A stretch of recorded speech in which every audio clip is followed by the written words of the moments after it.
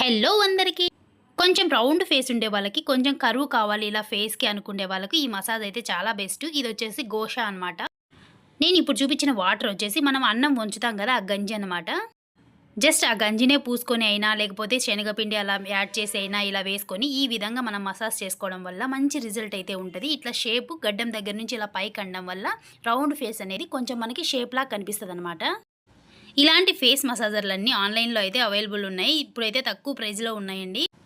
ఈ గోషా అనేది మనము మసాజ్ చేసుకోవడానికి బాగా పనిచేస్తది. ఇలా పట్టుకోవడానికైనా, అలాగే ఇట్లా గడ్డం కింద ఈ నెక్ దగ్గర కొంచెం ముడతల్లాగా ఉంటాయి గదా! వాళ్ళకి కూడా చాలా మంచి రిజల్ట్ అయితే ఉంటది.